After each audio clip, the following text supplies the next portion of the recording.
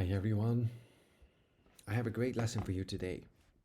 This is lesson 158 in our workbook. Today I learned to give as I receive.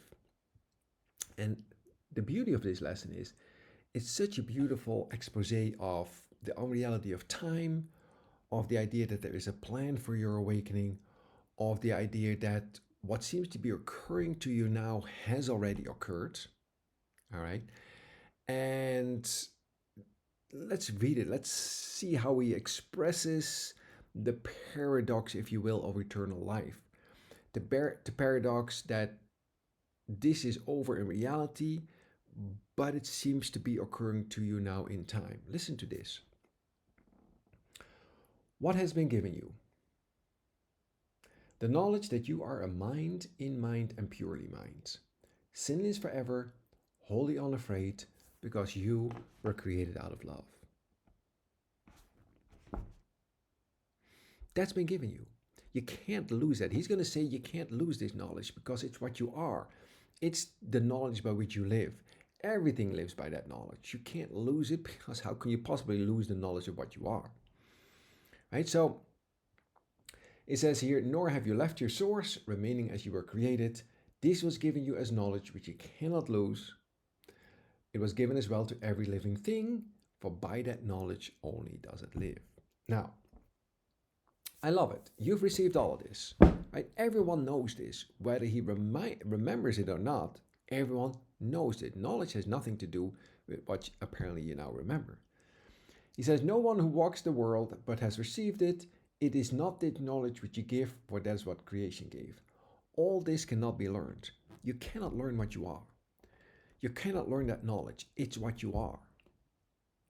What you are is so far beyond what can be taught that all we do really in our awakening and a spiritual transformation is prepare ourselves for that knowledge. Does that make sense? So you prepare your mind for I want to say the receiving of that, but really truly what that is the allowance of that knowledge to resurface in your awareness by the removal of the blocks to love's presence, which happens by the application of these ideas that you're being handed in the workbook of A Course in Miracles that allows then the miracle to correct your thoughts, if you will, to correct your thoughts and therefore uh, allow for an empty space in your mind where it can resurface. Because it's there. Ideas leave not their source. It hasn't gone anywhere, but you covered it over with many, many false ideas and they now need to be corrected. I love this.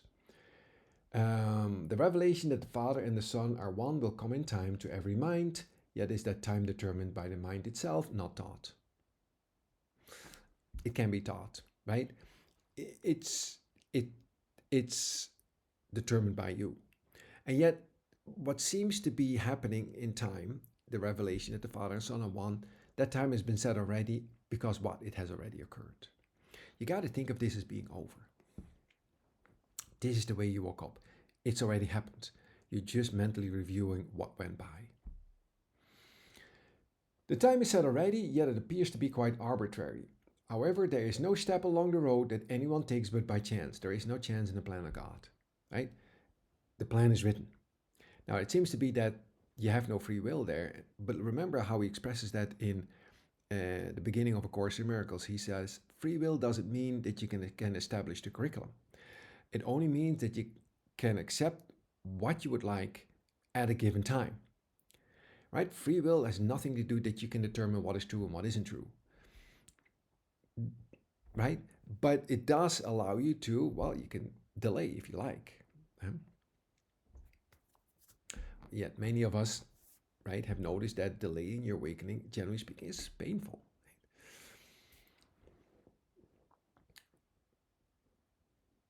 Yet there is no step along the road that anyone takes, but by chance it is already been taken by him. Love that. There's the paradox, right? What seems to be happening or still needs to happen has already occurred. Although he has not yet embarked on it, it has already been taken by him, although he has not yet embarked on it. Try that one.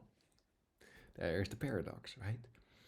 We but undertake a journey that is over, for time but seems to go in one direction, yet it seems to have a future still unknown to us. There's the unreality of time. Now, listen to how he speaks about time because it's beautiful. Time is a trick, a sleight of hand, a vast illusion in which figures come and go as if by magic. Right? It seems to be chaos. It seems to be just purely at random what's happening to you. It's not. Because why? Yet there is a plan behind appearances that does not change. The script is written. When experience will come, to end your doubting has been set. For we but see the journey from the point at which it ended, looking back on it, imagining we make it once again, reviewing mentally what has gone by. Again, what a beautiful expression of your spiritual transformation in coming from time to eternity, and the inclusion of the paradox, right? That what seems to be happening to you now has already occurred. That nothing occurs but by random, right? That there is a plan that's been set in motion. You do not get to choose the curriculum. The plan is the plan. But you can accept what you want to take at a given time. What a beautiful, beautiful lesson. Read that today if you have a moment. This is lesson 158 in your workbook. And again, this is for those of you, and you cannot not be undergoing your awakening if you're watching this video. Again, there is no coincidence. But if you're undergoing your awakening at this very moment, this is what's happening to you, right? This is how the plan that's been set is unfolding for you in time.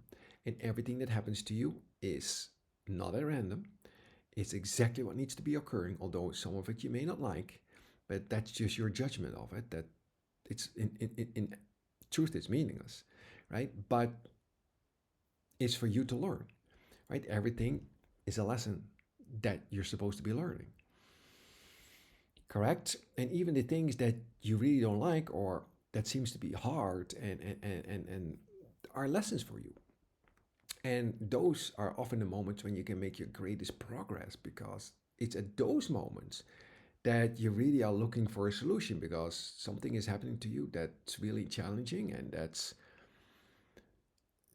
that forces you to step beyond your frame of reference, that forces you to ask for help, that forces you to look at it differently, that forces you to apply these particular ideas that you're given to see it differently, to increase your vibration.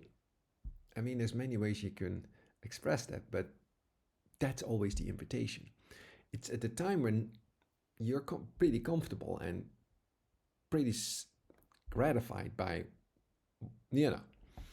by where you are currently, is where you actually make the least amount of progress. Anyway, read this lesson if you have a moment today. It's a beautiful expression of your what we call spiritual journey, although again, really there isn't any journey, right? I love you. I love you. I hope you have a great, great day wherever, whenever you are. And I'll see you everywhere.